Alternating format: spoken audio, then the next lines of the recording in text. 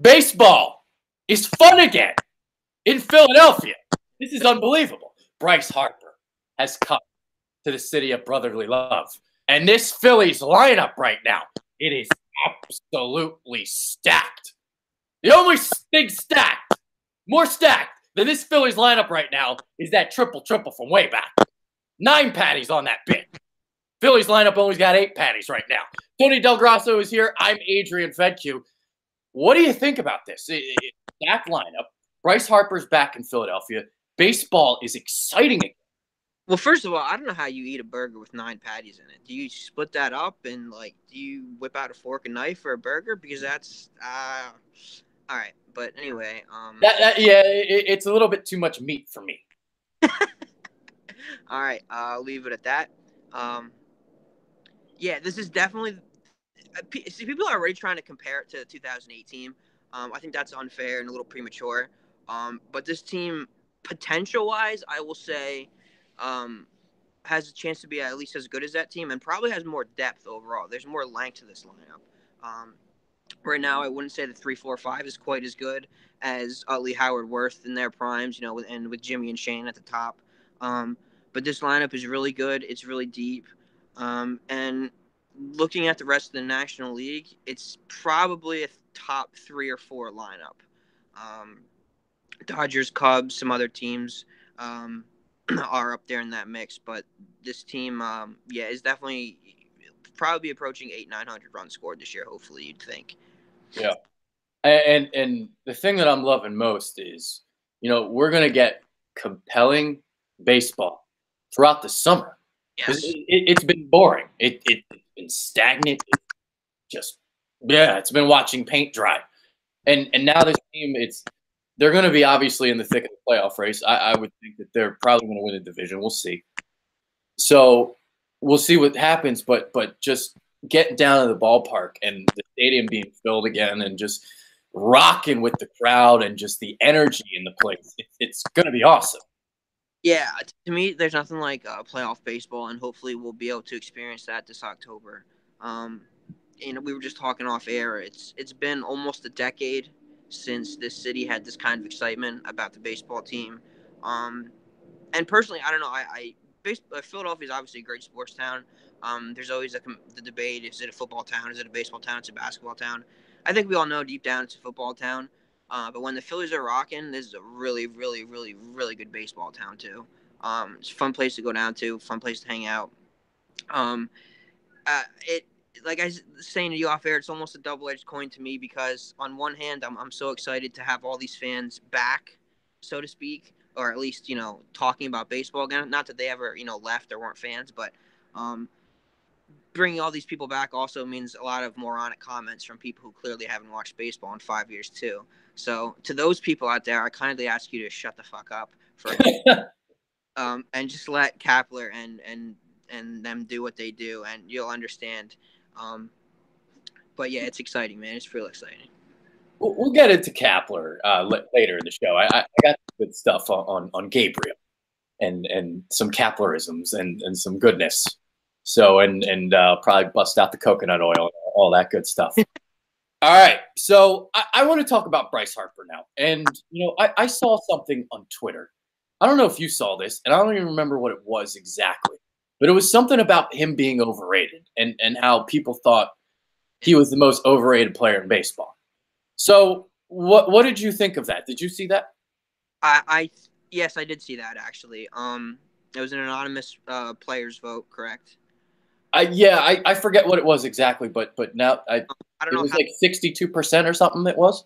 Okay, yeah, I don't know how many players that was, so I don't know what kind of sample size. I don't remember exactly, but it was something about Bryce Harper being overrated. Basically, the general question I was going to ask you is Bryce Harper overrated? Well, when I see that, in that same poll they did that same exact. Well, they do that same exact poll every year, but Alex Rodriguez was that same guy for a while.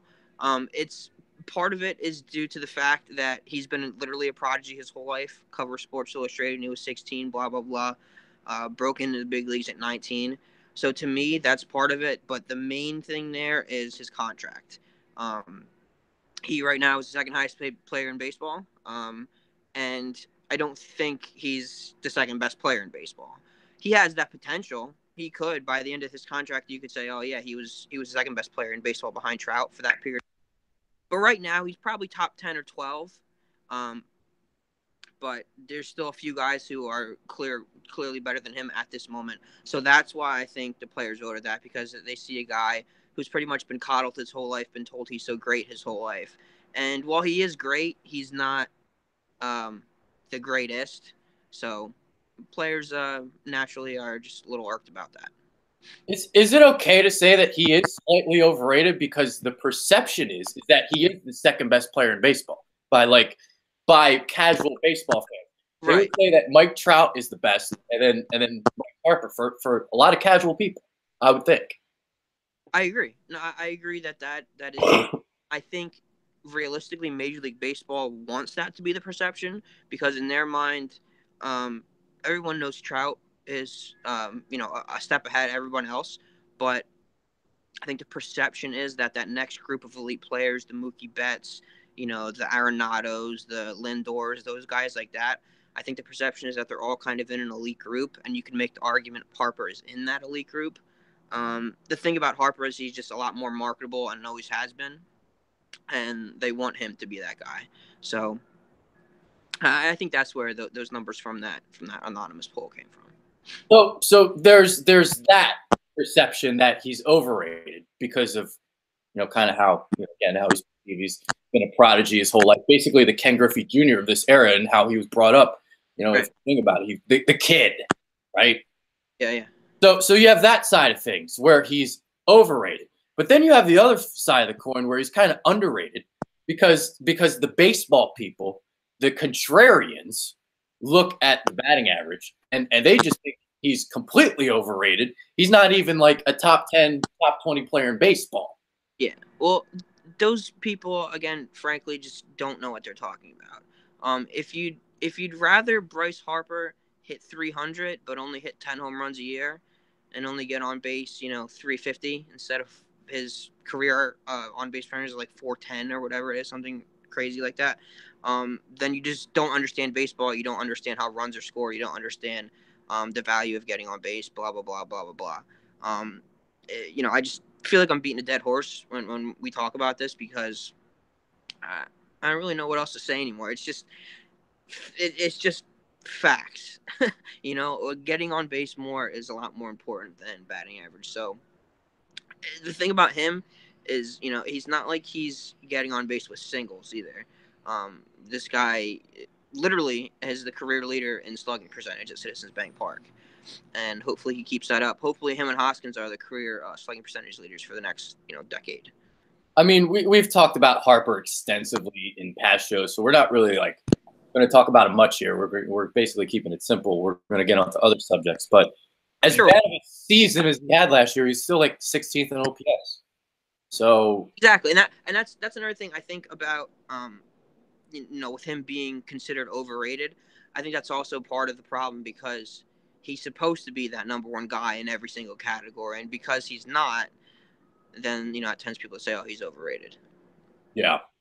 All right. So here is the lineup, the projected lineup, tweeted out by Todd Zalecki yesterday. Andrew McCutchen leading off, playing left field. Gene Segura played shortstop, hitting second. Bryce Harper there in the 3-hole, playing right field. And then, we talk about the on-base percentage and stuff like that. So, if they want to pitch around Harper, that's fine. You got Rhys Hoskins right behind him, batting fourth, playing first base there, not in the outfield this year. JT Realmuto catching, hitting fifth. Odubel Herrera, center fielder, hitting sixth. You got Cesar Hernandez playing second base, hitting seventh.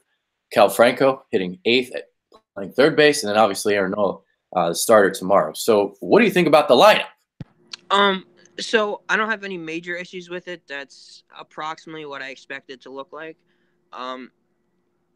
If I had to make a change, my only thing would essentially be switching Hernandez and Segura, because in my opinion, here's the thing: if we get the Cesar Hernandez of the first half last year and not the one where he was playing on a broken foot for 2 months, he's a really good player with a really high on base percentage, and putting him that low in the lineup to me is kind of wasting his pretty much main offensive skill, his one really really good offensive skill.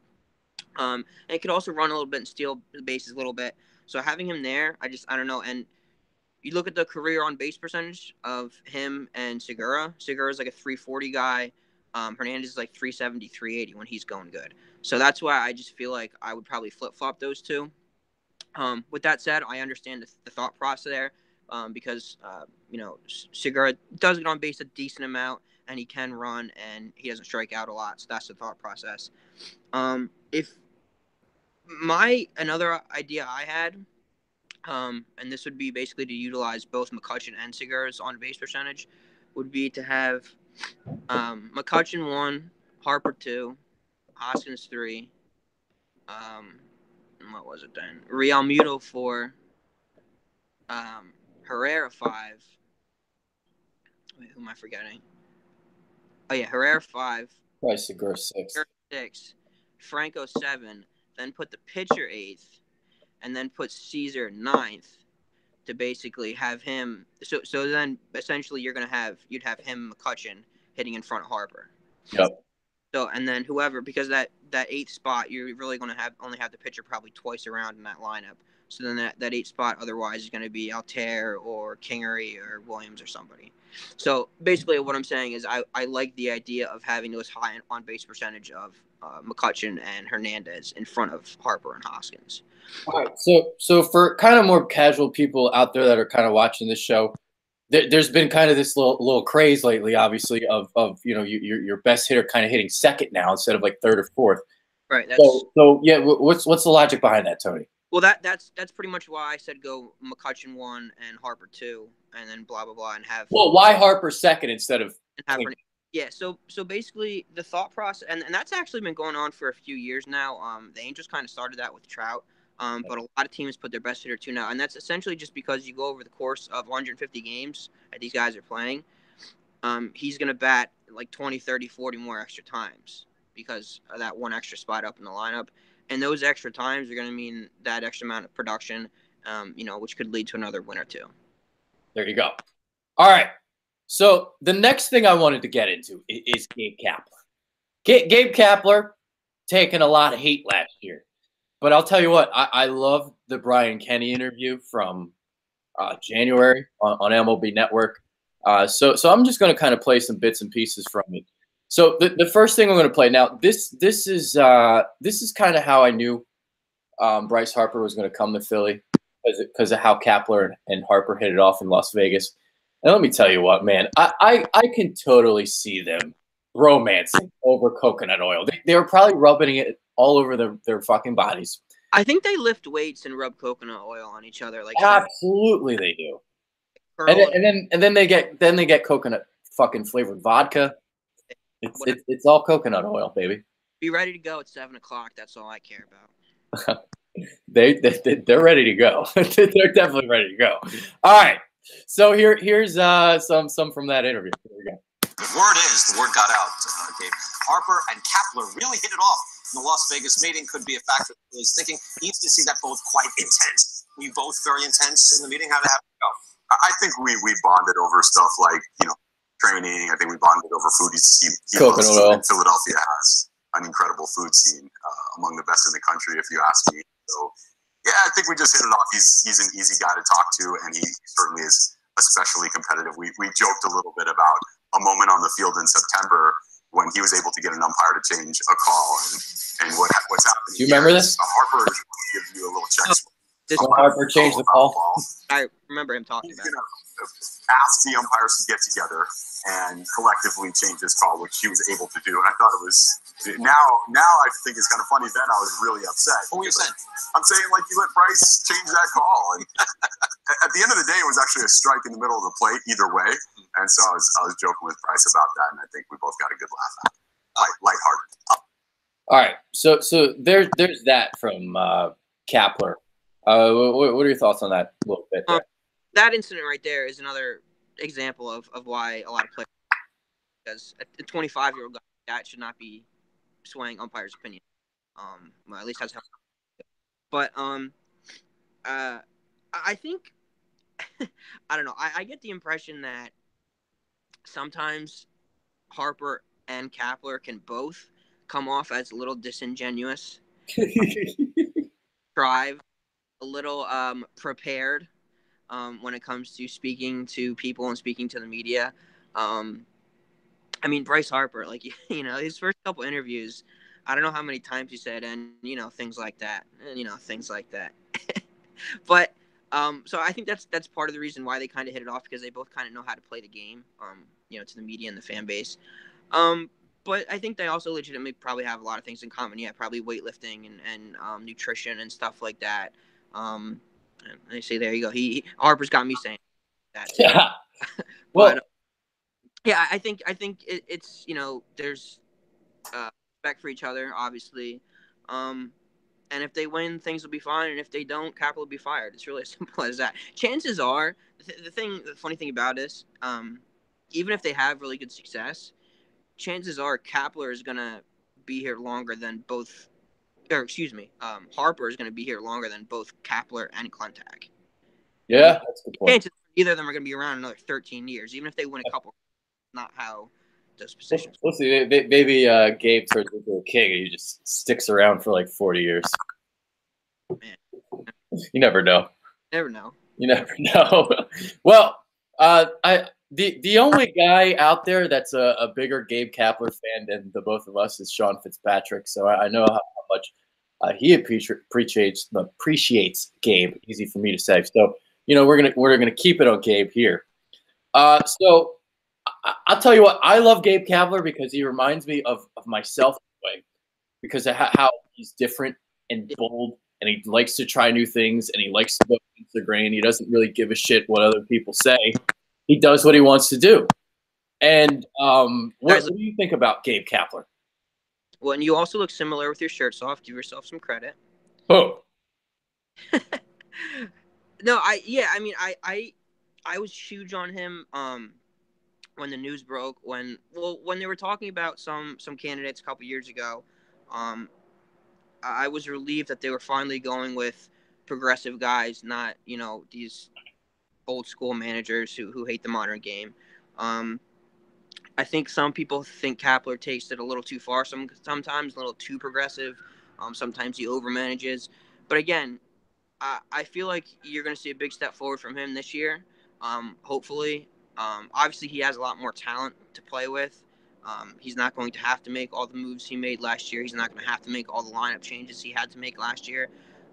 So now that he actually has a talented enough roster to truly make a playoff run, we'll see what really kind of manager he is.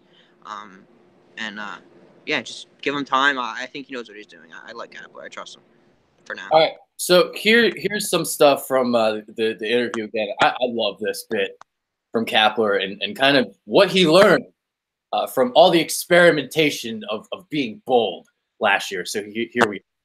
We do follow you very closely because I like that you came in unapologetic and you were making decisions. We have a little open that we've used during the season. All right, let's take a look. New manager Gabe Kapler. I know it's been rough to start, but I'd rather a guy make mistakes being bold and getting after it. Kapler's decision making has been quite polarizing. When you speak from the herd, there will be repercussions. Yeah, easy to stay with the herd, isn't it? Now What was that like then? What did you learn? Give me the biggest thing you learned when you were able to process and think about what happened during the 6 months. The first thing I learned, stay the course. And what I mean by that is if we're using our bullpen in the highest leverage situation, if we're using our best reliever to get the most important outs of the game, and it makes people feel a little bit uncomfortable, win or lose, if that move works or it doesn't, we have to stay the course because we believe in it. And we've already made so much headway this season that to go into 2019 and to not stay the course would really be coming off of our principles on the things that we care most deeply about. On the flip side, we also have to be flexible and we have to be empathetic. And we learned that by paying very close attention to the emotions of the players. By way of example, if a player really doesn't like hitting in a particular spot in the lineup, the tactical advantage may not be worth it. So I think we have to do two things, right? We have to stay the course, we have to stay strong, we have to stay bold. But on the flip side, we have to be empathetic and we have to be flexible and we have to be willing to adjust. And I think if those two things in harmony actually make for a really good decision-making process. So it's a mixture of progression and emotional intelligence. And you got to remember here, he was a first-year manager trying to do all these different things. And it was the first thing I talked about, like right after opening day last year, when everybody wanted Gabe Kapler fired because he pulled Aaron Nola early and the bullpen blew it. Hey, listen, he's trying new things and he's learning on the fly. And as we saw, as the season went along, he kept Aaron Nola in there a little bit longer, and he would learn some things. So that's what I'm like getting at here. He's in his second year now. He's trying all these new things. He's trying to be progressive, but he's also, trying to figure out all the emotional intelligence angle as well. Yeah, no, to me, it's encouraging he's saying that because on one hand, I agree in staying the course. If the numbers say one thing, you probably should go with that. Basically, he's saying, even though the numbers might be saying one thing, if that course of action makes those players that much more uncomfortable, then that might not be worth that particular move. So obviously he realized he made some mistakes last year. And he made mistakes over the course of the season. It wasn't just the opening day, April game pulling Nola. He made a lot of mistakes. He did. So I don't know. I think he's saying that, and now we'll see how he actually puts it into practice. Yep. But when I hear that, part of me is encouraged about it. But I also feel like, man, he'd be a hell of a politician because he knows how to play the game. Definitely. Yeah, he kind of talks out of both sides of his mouth, but in that particular sense, I feel like he's actually like saying the right thing. Yeah. I believed him when he was saying this. Yeah, he definitely likes to put on the show in front of the camera. I believe that for sure. All right, so here's the last bit of the clip here, where he's talking about kind of the noise. And I found this interesting because everybody says, with the noise and the Twitter, they cancel it out. They mute it. They don't listen to it. Well, Gabe Kapler does the complete opposite. He's a contrarian, isn't he? How much does the swirling noise then, right? Game's over. You've already dealt with the players. You talk to the media. There's the noise around, whether it's the media, social media. How much of that do you even hear? I hear all of it. I pay very close attention. I read as much as I can possibly absorb during the season. And I do that because I want to know what people are thinking. So in my mind, there's a lot of experience watching our baseball games, from analysts in the studio to fans to local media, and all of their opinions matter. And maybe they see something that I'm missing. So I want to hear what they have to say. Give me an example of that. You have something where you thought, they have a point. Did something? This is where I think you kind of bullshitted this. I don't really have a specific example. I have a lot of generalities, and I have a lot of moments where I'm like, good politician, I think about it that way. But more importantly, it becomes a thought exercise. So if I'm reading a local media member's piece the following day after a big loss, just me going through it and understanding that my process was sound. Maybe I don't agree with what he was saying, but my process was sound, and it caused me to re-examine, challenge my own assumptions. I think that's a really, really healthy practice. So in reading and absorbing what the media is saying and what our fans are saying, it forces me to challenge my own assumptions, which I really appreciate. It doesn't. How do you go? There you go. What'd you think about that? So again, that's he says say an example, and Kapler, well, I don't have a specific example. But he's good. In that sense, I don't know. In my opinion, he needs to kind of tread lightly because, me being a guy who does listen to the radio, I know a lot of what you get on that is just pure buffoonery. People really don't know what they're talking about. So while I appreciate he listens and respects what everyone's saying, I think that's smart. He doesn't actually have to put those thoughts into practice.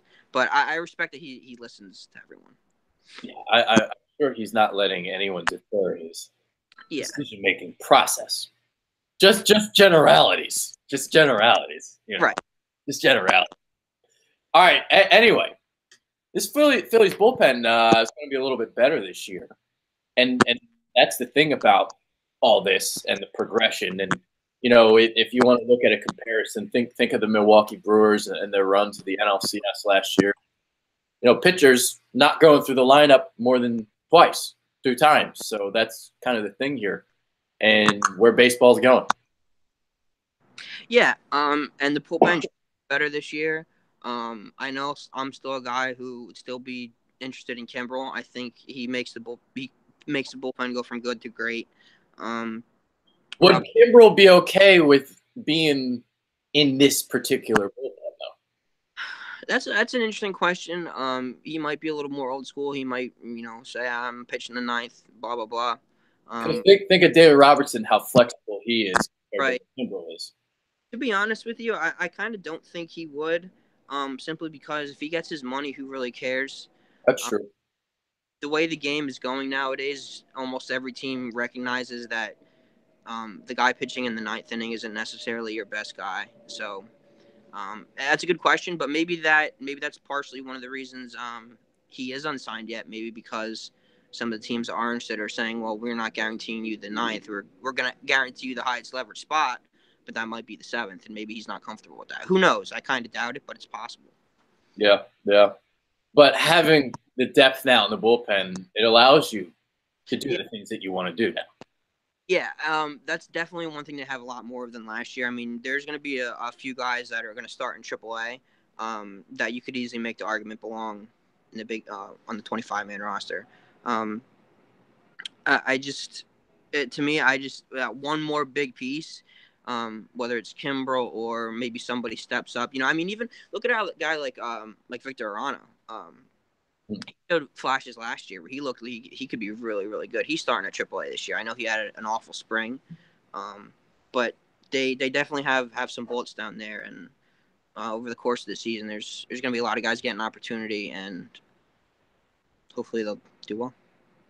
The over/under we had for Aaron Nola on the PI social media page was 17 wins. Now, wins aren't really as important in today's game. Used to be, but over/under 17 wins. What does Aaron Nola get? Yeah, that's. I think he's going to go under, and it doesn't mean it's going to be a bad season. Well, then if you go under, then I'll just go over, just because. There you go. He's really, really good, and that's all that matters. Yeah. Okay. What do you think about the rotation in general? Because last year, I would say they overperformed expectations. What do you think about this year's rotation? What they're going to do? Well, I think it has more potential than last year, mainly because the three young guys at the back getting that experience, yeah, an extra year of experience. Although I will say, I try to never look at anything that happens in spring training, but the velocity and movement Arrieta had in his last outing, holy shit!